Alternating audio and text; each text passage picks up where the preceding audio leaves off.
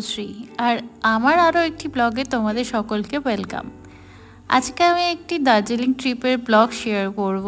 এটা অনেক দিন আগের ট্যুর ছিল, আমি ভেবেছিলাম এই ট্যুরে কোনো ব্লগ আসবে না, তো তার জন্য ব্লগ করব বলে কোনো ভিডিও করিনি, এমনি নর্মাল ভিডিও করে রেখেছিলাম।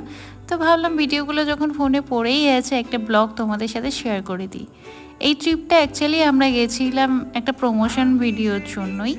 যাই হোক, গেছিলাম যখন একটু ঘুরেও এসেছি ভালো মতো। আমরা সেদিন স্টে করেছিলাম দেওজা ফরেস্টেতে। এটা হলো দার্জিলিং ম্যাল রোড থেকে 3 কিলোমিটার আগেই, মানে ওই যে ডালি মনাস্ট্রি বলে একটি মনাস্ট্রি আছে সবথেকে বড় দার্জিলিংয়ের মধ্যে, ওখানকারই একদম ঠিক উল্টো পাশে। আর এখানেই প্রথমে আমরা ঢুকে একটু ফ্রেশ হয়ে দুপুরে লাঞ্চটা সেরে নিই, আর সেরে ফ্রেশ ট্রেশ হয়ে বেরিয়ে গেছিলাম দার্জিলিং ঘোরাঘুরি করার জন্য। ওখান থেকে আমাদের লাঞ্চে প্রোভাইড করেছিল ভাত, ডাল আর চিকেন, আর ভরপেট খেয়ে নিয়ে আমরা তারপর বেরিয়েছিলাম ঘুরতে, কারণ প্রচুর খিদে পেয়ে গেছিলো। শিলিগুড়ি থেকে আমরা বেরিয়েছিলাম অনেক ভোরবেলা, আর প্রায় 2.5-3 ঘন্টা লেগেছিল আমাদের ওখানে পৌঁছাতে। তারপর কি খেয়ে দিয়ে ফার্স্টে চলে গেছিলাম ঘুম স্টেশন দেখতে। এখানে আমরা অনেকক্ষণ টাইম স্পেন্ড করি, অনেকক্ষণ বসেছিলাম, কারণ ওয়েদার অনেক ভালো ছিল। আর স্টেশনে একটা টয় ট্রেনও দাঁড়িয়ে ছিল, অনেক প্যাসেঞ্জার ওয়েট করছিল ওই টয় ট্রেনটা ছাড়ার। তারপর ওখান থেকে ডালি মনাস্ট্রিতে আসি। এই হলো সেই ডালি মনাস্ট্রি, যেটা কিন্তু দার্জিলিংয়ের সবথেকে বড় মনাস্ট্রি। আর এখানে যে তোমরা বিকেলবেলা যাই, এখানে সবাই প্রার্থনার জন্য ঢুকছিল, আর এখানে প্রেয়ারও হচ্ছিল ওদের। ভেতরে তো ভিডিও অ্যালাউ নেই, তো এখানে কিছু ছবি ভিডিও করে নিয়ে আমরা সোজা চলে যাই বাতাসিয়া লুপ ভিজিট করতে। এখানে টিকিট প্রাইস হলো 50 টাকা করে বাতাসিয়া লুপে, আর ঢুকে যাই ভেতরে দেখার জন্য। আমি জানো তো দার্জিলিংয়ে এই মনে হয় এটা নিয়ে আমার 5 বার ঘোরা হয়ে গেছে। যতবারই যাই ততবারই সুন্দর লাগে। হয়তো বা পরবর্তীতে আমি আবার যাব। আমার খুব ইচ্ছে ছিল একটা সোলো ট্রিপ করার দার্জিলিংয়ে, মেবি এই বছরও করতে পারি, ইচ্ছে আছে। যদি যাই সেটারও একটা ভালো ব্লগ তোমাদের সকলের সাথে কিন্তু আমি শেয়ার করবো।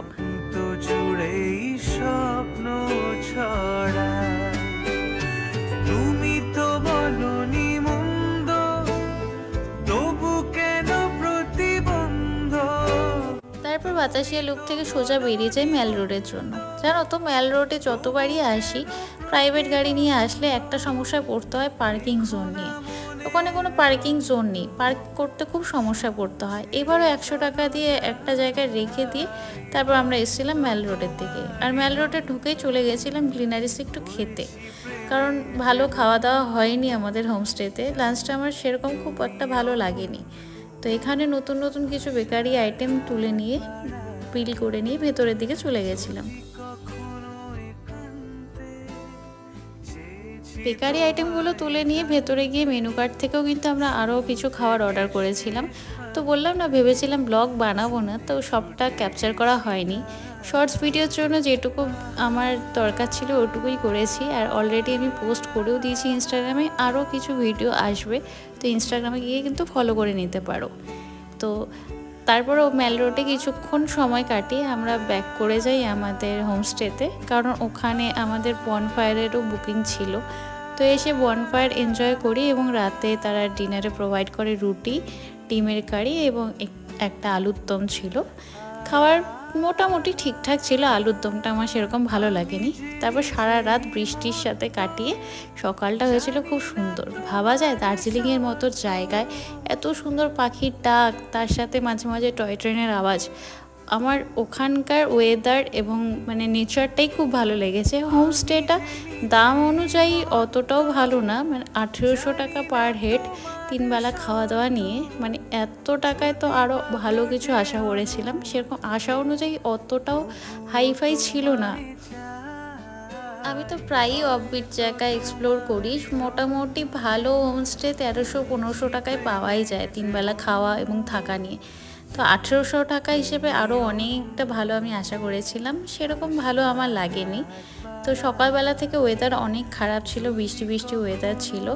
তো দেরি না করে সোজা রওনা দিয়ে দিই শিলিগুড়ির দিকে, এবং আমরা কার্শিয়াং এসে আবার সোজা চলে গেছিলাম ডাউহিল ঘুরতে।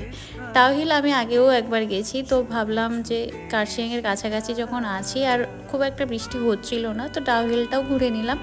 আর ডাউহিলে বেশি একটা টাইম আমরা থাকিনি, কারণ অলরেডি আমাদের এগুলো এক্সপ্লোর করা হয়ে গেছে। তো তারপর কার্শিয়াং থেকে সোজা চলে আসি আবার শিলিগুড়ির দিকে।